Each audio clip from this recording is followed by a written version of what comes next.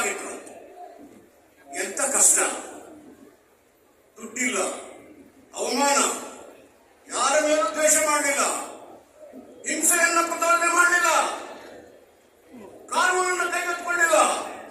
ತನ್ನ ವಿದ್ಯಾರ್ಥಿಯ ಮುಖಾಂತರ ಎಲ್ಲ ಸವಾಲುಗಳನ್ನ ತನ್ನ ಬುದ್ಧಿಶಕ್ತಿಯ ಮೂಲಕ ಎದುರಿಸಿ ಪ್ರಪಂಚದಲ್ಲೇ ಶ್ರೇಷ್ಠವಾದಂತಹ ಸಂವಿಧಾನವನ್ನು ಕೊಟ್ಟಿದ್ದಾರೆ.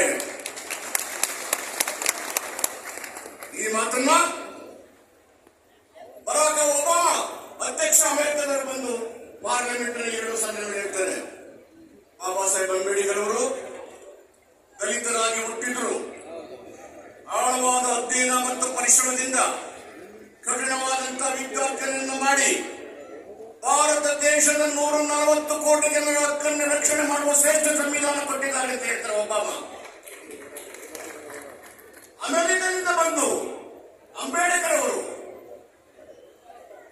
ಸೂತ್ರರಲ್ಲದೆ ಎಲ್ಲಾ ಪ್ರಜೆಗಳಿಗೆ ಅವರ ಹಕ್ಕನ್ನು ರಕ್ಷಣೆ ಮಾಡುವಂತಹ ಸಂವಿಧಾನ ಕೊಟ್ಟ ಮೇಲೆ ನಮ್ಮ ದೇಶದ ಆಡಳಿತ ಹೇಗೆ ನಡೀಬೇಕು? ಅದಕ್ಕೆ ಅಂಬೇಡ್ಕರ್ ಹೇಳಿದ್ದಾರೆ, ಖಡ್ಗದಿಂದ ಚರಿತ್ರೆಯನ್ನು ನಿರ್ಮಾಣ ಮಾಡಕ್ಕಾಗೋದಿಲ್ಲ, ಲೇಖನಿಯಿಂದ ಮಾತ್ರ ಬದಲಾವಣೆಯನ್ನು ತರಲಿಕ್ಕೆ ಸಾಧ್ಯ ಅನ್ನೋದನ್ನು ಅವರು ಹೇಳಿದ್ದಾರೆ. ಬಂಧುಗಳೇ, ಇದು ಕೇವಲ ಭಾಷಣ ಆಗ್ತದೆ. 29 ವರ್ಷದಲ್ಲಿ